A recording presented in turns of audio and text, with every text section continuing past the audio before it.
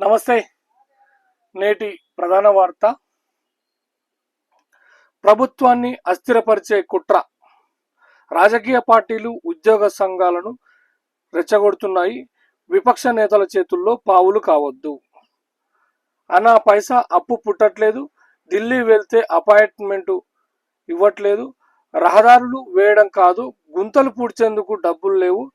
ఇప్పటికే రాష్ట్రం ఆర్థిక పరిస్థితి దెబ్బతింది.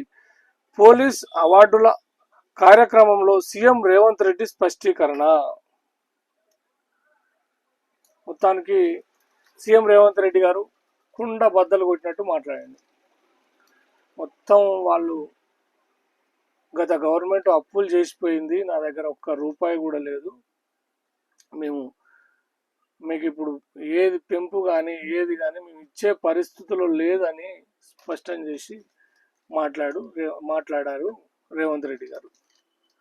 కానీ రేవంత్ రెడ్డి గారు కొంచెం వాళ్ళని పిలిపించుకొని మాట్లాడేది ఉండే.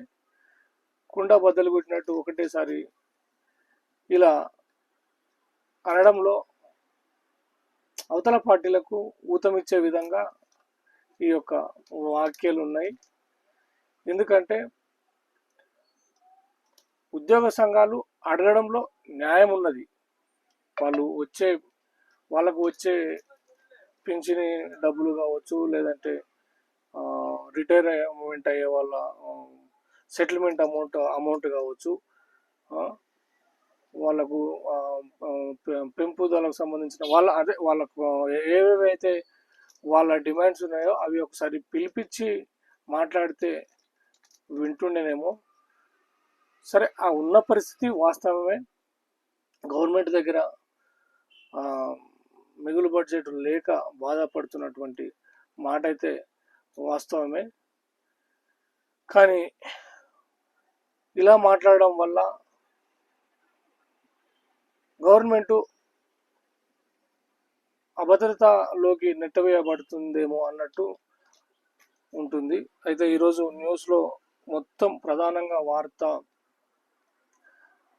నన్ను కోసుకొని తింటారా, తినండి, ఒక్క రూపాయి కూడా పుట్టే పరిస్థితి లేదు, మీరు ఉద్యోగ సంఘాలు ఏం ధర్నా చేస్తారో చేయండి, ఏమని ధర్నా చేస్తారో చేయండి, ప్రజలకు ఇచ్చే హామీ పథకాలు బంద్ చేసేద్దామా, లేదంటే రేట్లు పెంపు చేసి మనకి ధర్నాలు చేద్దామా, మీకు అండ్లకెళ్ళి తీసి మీకు ఇవ్వాలన్నా చెప్పండి అన్నట్టు ఉద్యోగ సంఘాలకు హెచ్చరిక అయితే చేశారు. సరే, ఏం జరుగుతుందో మనం చూద్దాం, అది తర్వాత విషయం. సీఎం గారు అయితే గవర్నమెంట్ దగ్గర బడ్జెట్ లేదు, బ్యాంకులు లోన్లు ఇవ్వట్లేదు, ఎక్కడికి పోయినా వాళ్ళు బ్యాంకు లోన్లు ఇచ్చే పరిస్థితి అయితే లేదన్నట్టు సీఎం రేవంత్ రెడ్డి గారు మాటల్లో నిన్న పోలీస్ అవార్డుల సందర్భంగా మాట్లాడినటువంటి మాట.